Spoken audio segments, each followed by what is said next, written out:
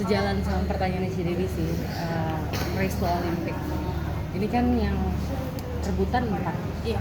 Kalau si Dewi ngelihat persaingannya untuk bisa, kalau si Dit 8 ya ganda. Iya, 8 bisa 2 pasang. Itu seperti apa dari yang 4 ini? Dari yang 4 ini sebenarnya realistis aja ya. Realistis, yang penting 1 dulu sih lolos. Karena sekarang juga masih unda-undi sebenarnya dari 4 pasang ini kan baru 1 yang sekarang udah kepet Rehan karena misalkan karena Rino Tarik baru udah lempar. Jadi realistisnya sebenarnya 1 dulu yang pasti. Nah siapanya itu ya sebenarnya mereka sendiri yang menentukan. Masing-masing punya kans sebenarnya, punya kans yang sama. Kalau ngelihat dari anak pelatnas, persaingannya kan lebih ketat sama yang di luar pelatnas atau enggak? Untuk berebut satu posisi aman itu tadi. Sebenarnya bisa dibilang iya, tapi sesama di dalam juga cukup ketat ya kalau kita lihat dari ruang lari, terus juga ada Rehan Lisa yang sekarang juga lagi naik gitu, termasuk cukup ketat ya untuk di dalam sendiri. Di luar kan juga ada 2 pasang, cuma kalau lihat ranking di luar kan yang paling tinggi sekarang ada yang ada lebih ada kans itu sebenarnya Dejan sama Ria, realistisnya seperti itu, tapi bukan nggak menutup kemungkinan Ucok bisa lolos gitu. Sebenarnya yang paling ketat itu di 3 pasang ini ya, tapi kalau ditanya ketat di luar sama dalam dua-duanya ketat. Itu kan si Dewi udah pernah jadi anak pelatnas nih. Pelatnas tuh setelah ditinggal si Dewi, setelah ditinggal si Butet Bang Owi, rasanya kan abis itu Pravan Melati dikeluarkan dari pelatnas. Rasanya kan untuk membuat mereka, bahkan mereka menjadi elit yang masuk jajaran 8 besar tuh kayak lagi susah banget ya. Itu tuh apa sih sebenarnya yang perlu digeber gitu di PBSI? Karena ini kayak sampai pelatih ganti dan sebagainya, tapi kayak belum terlalu kelihatan gitu perubahan. Sebenarnya kan dari dulu yang berjalan itu di Ganda Campuran tuh regenerasi ya. Di Cibutet, terus maksudnya masih ada sosok-sosok senior. Waktu pas masanya aku sama Cibutet mundur sebenarnya itu masanya Ucok Meli ya harusnya.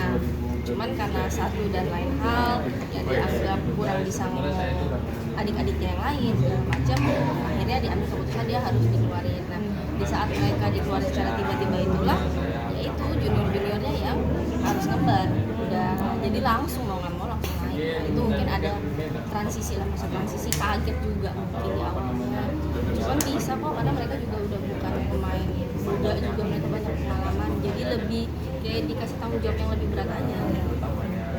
Mungkin beralih dari badminton sekarang kan dari itu kayak media gitu kan. Masih belajar. Nah, itu gimana sih perasaannya sih kemarin ngeliat dari tribun media sekarang itu? Agak aneh ya.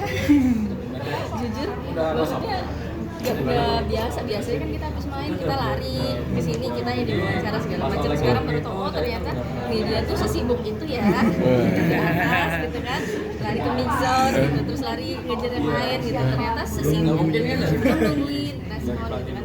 Ternyata ya sesibuk itu, makanya itu juga catatan untuk atlet bahwa ya mereka harus lebih mengapresiasi untuk media gitu, karena perjuangannya juga nggak gampang gitu seharian gitu ya, kemarin juga berasa tuh seharian gitu nunggu pertandingan gitu, jadi berasa banget sih. Kalau pas nonton dari tribun kan saya nonton lah gitu, biasanya kan yang main terus pasti kalau nonton ada gemesnya juga. Gemes banget. Rasanya gimana tuh berbalik aja. Iya, kadang kayak orang stres aja gitu, aduh mestinya tadi tuh lurus tuh gitu, ngoceh-ngoceh sendiri gitu, cuman mereka inget deh udah pensiun. Rasanya mau bawa raket turun ya, Cid. Tapi hari ini kayak langsung juga, oh sebenarnya gue harus gak maksudnya tuh pasti orang lihatnya gini-gini. Iya, ternyata pas kita di sisi penonton, apalagi sesi media kita yang meliput, kita yang megang HP untuk rekam apa ya mereka lagi ngapain segala macam, ternyata oh kayak gini ya rasanya. Ternyata sebegini banyak mata yang ngeliat gitu. Nyaman sih. Iya, baru nggak belum. Nyaman nggak jadi wartawan? Jadi wartawan bulu tangkis. Gimana ya sebenarnya? Jujur pertama kali masuk ke ruangan sebelah gitu ya, agak diliatin gitu kan ya. Aku juga gimana kayak anak baru kayak masuk. Kita lihatnya kan kaget ya kayak. Iya, aku juga kaget gitu diliatin, jadi akunya kayak ada yang misi-misi dalam hati gitu aja tapi. Jadi kayak anak baru lah, kena ospek lah. Ci, kalau mohon bantuannya.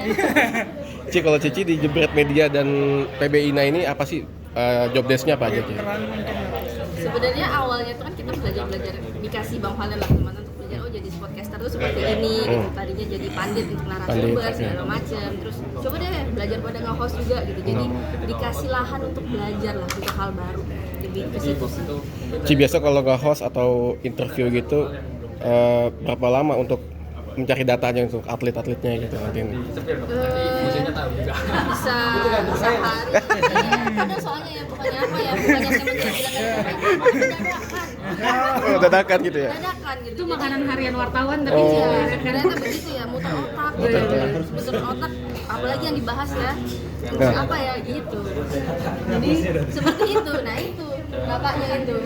Tapi kalau Cici dalam seminggu itu berapa ini sih efektifnya jadi host atau jadi Tergantung sih, tergantung event. Kalau kayak sekarang kan ada event gede ya kita turun langsung. Tapi kalau enggak, misalnya kita setiap hari Senin kita ada bikin beberapa podcast misalnya gitu. Tapi kalau ada pertandingan gede juga, misalnya ada yang semifinal atau final Indonesia, kita juga ada live reaction gitu. Jadi macam-macam. Ada latihan nggak, Ci? Maksudnya kan di depan kamera nih biasanya kan cuma wawancara, Iya. sekarang nge-host gitu. Nah, itu Latihannya dia, gimana tuh? masalahnya nggak ada. Terus gimana tuh, Ci? Ya, gimana ya? Ya tegang sih sebenarnya ya. Dan muter otak kadang ngomong apa ya gue di mana ya gitu. Cuman oh ternyata kayak gitu. Ci, kadang kalau jadi wartawan ke atlet yang juga dirasain adalah ditolak kalau mau interview. Iya. Ada nggak yang berani nolak Cibutet? Cimut, Debbie. Masalahnya gue masih main aman lah ya. Jadi gue lihat nih kira-kira siapa nih yang nggak nolak gue. Dipilih dulu. Gue masih main aman dulu nih. Jadi gue teliti dulu, oh kira-kira bisa nih yang ini gue todong gitu. Kayak kalau atlet bulu tangkis nggak berani ya nolak Cidebi ya. Jadi gue masih main aman. Gue masih di zona aman. Siap. Thank you, Ci. Jadi juga